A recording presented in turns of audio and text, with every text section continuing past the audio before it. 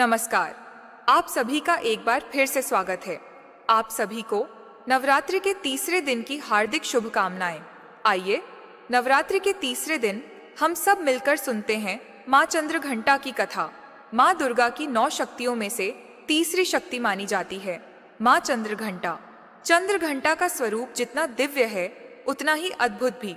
उनके मस्तक पर अर्धचंद्र सुशोभित है, जिससे उनका नाम पड़ा चंद्रघंटा।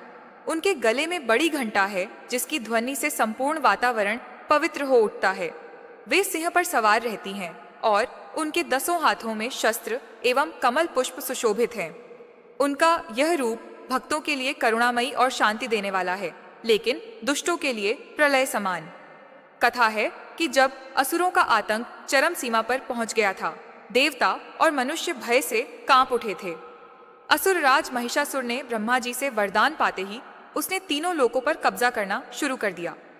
देवता स्वर्ग से भागकर इधर उधर छिप गए। मनुष्य धरती पर भयभीत होकर जीने लगे। सब ओर अन्याय और अराजकता फैल गई। देवता एकत्र होकर भगवान शिव और भगवान विष्णु के पास पहुंचे और अपनी व्यथा सुनाई। देवताओं की पीड़ा सुनकर भगवान विष्णु और भगवान शिव ने अपनी अपनी शक्तियां निकाली। सभी देवताओं के तेज से एक अद्भुत देवी प्रकट हुई। वे थीं आदिशक्ति दुर्गा। उनका स्वरूप अत्यंत भव्य और तेजस्वी था। उनके 10 हाथों में शस्त्र, माथे पर तीसरा नेत्र और चेहरे पर करुणा व क्रोध दोनों का संगम झलक रहा था। देवताओं ने विनती की, हे मां, महिषासुर का अंत अब आपके हाथों में है। कृपया संसार को भय से मुक्त कीजिए। माता ने प्रसन्न होकर वचन दिया कि वे अवश्य असुरों का नाश करेंगी। उसी समय एक और कथा चल रही थी। हिमालय की कन्या पार्वती ने भगवान शिव को पति रूप में पाने के लिए कठोर तप किया था। उनकी साधना से प्रसन्न होकर शिव जी ने विवाह का वचन दिया। जब विवाह का समय आया तो शिव जी अपनी बारात लेकर हिमालय पहुंचे। बारात में भूत प्रेत, योगी और गण थे। शिव जी का स्वरूप भी विचित्र था। जटाजूट, शरीर पर भस्म, नागों का आभूषण और मुख पर गंभीरता। यह दृश्य देखकर पार्वती के माता पिता और परिवार भयभीत हो उठे। तभी पार्वती ने अपने चंद्रघंटा रूप को धारण किया। उन्होंने अपने माथे पर अर्धचंद्र और गले में घंटा धारण किया। उनका स्वरूप इतना भव्य और तेजस्वी था कि सभी भय मिट गए। तभी से वे मां चंद्रघंटा के नाम से प्रसिद्ध हुईं। महिषासुर ने जब सुना कि एक देवी उससे युद्ध करने आ रही हैं, तो वह हंस पड़ा। उसने कहा, मैं अमर हूं, कोई देवता, कोई राक्षस मुझे पराजित नहीं कर सकता। एक स्त्री मुझे क्या परास्त करेगी।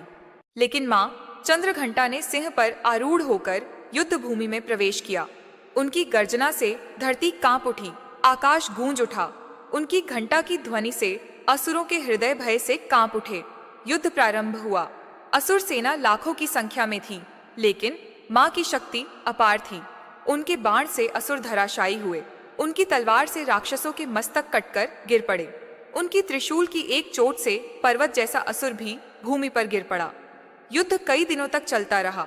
अंततः मां चंद्रघंटा ने महिषासुर का वध किया और तीनों लोकों को भय से मुक्त किया।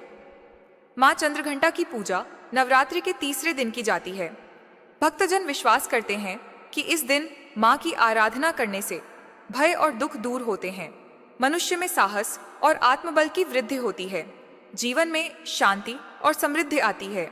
साधक का मन अध्यात्म की ओर अग्रसर होता है। माँ चंद्रघंटा की कथा हमें यह सिखाती है कि जीवन में चाहे कितनी भी कठिनाइयां क्यों ना हो, हमें साहस नहीं खोना चाहिए।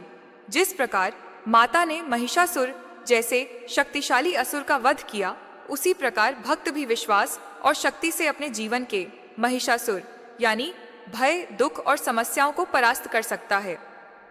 प्रिय साथियों, आज हमने सुनी मां चंद्रघंटा की अद्भुत कथा। मां का यह रूप हमें सिखाता है कि करुणा और शक्ति दोनों साथ साथ हो सकते हैं। भक्तों के लिए मां स्नेहिल माता हैं और दुष्टों के लिए प्रलय स्वरूप। अंत में यही कहना उचित होगा, जो सच्चे मन से मां चंद्रघंटा की पूजा करता है, उसके जीवन से भय और संकट दूर हो जाते हैं और उसके घर परिवार में सुख, शांति और समृद्धि का वास होता है। जय मां चंद्रघंटा।